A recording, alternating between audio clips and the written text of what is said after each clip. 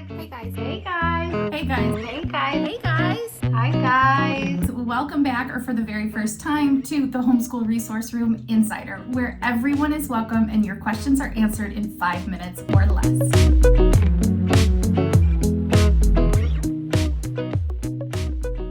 Hey, it's Ashley, and this is episode 8, brought to you by Homeschool Unit Studies ebook, your guide to a hands-on whole family education. You can find this on the homeschoolresourceroom.com. So this is part 2 of homeschool PSAs. Don't tell people this. Stop it. Just stop. Bad homeschool advice. Don't listen to this, okay? So I know I'm going to get a lot of flack for this, but it's one that's kind of close to home for me. So a lot of homeschooling forums, a lot of homeschooling Facebook groups, you will find people who tell you, don't get your child tested. If you suspect a learning disability, don't get them tested. No, they don't need that. You're a homeschooler. What would it do? What's the point? Oh, geez, there's something going on with my kid. Do you think I should get them tested? Or you think I should talk to a doctor about it? No, you should handle that yourself. Psh, we're homeschoolers. We can do everything. Bad advice. Stop. Don't tell people this. And if this is your question, don't listen to people. Listen, I have a son who is on the spectrum, and I listen to bad advice from other parents, and guess who? My very own doctor that said, nothing's wrong with this kid. Why bother? You're homeschooling, so what would the point be if you got a diagnosis anyway? Would it make any difference in what you're doing at home? Yeah, it actually did. So I waited until we found a different doctor in a different state, in a whole other place with whole different homeschoolers that I was away from, and we finally got that autism diagnosis. What difference did it make?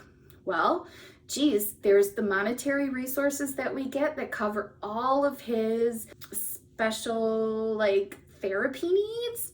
That's kind of huge. Boy, don't have to worry about paying for OT and PT anymore.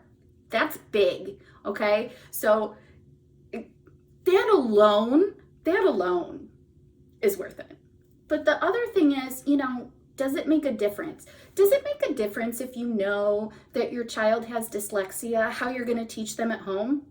Maybe because you'll know what's going on, so you can find resources that are specifically made for that.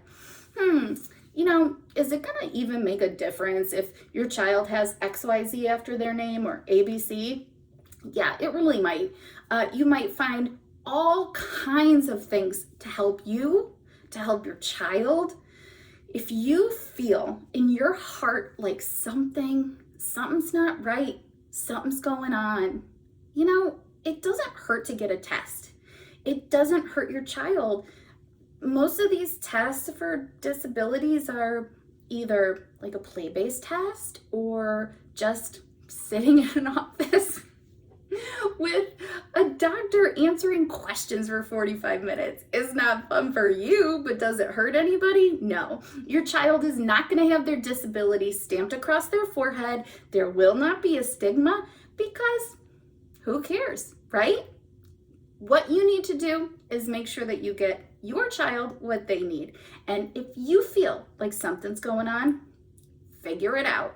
And for everybody else who says don't get your child tested, just ignore them. They're the ones with the problem. So if you have any questions for me, email me at ashley@thehomeschoolresourceroom.com, and I will give you my honest opinion, and hopefully not any more bad advice. Make sure to subscribe.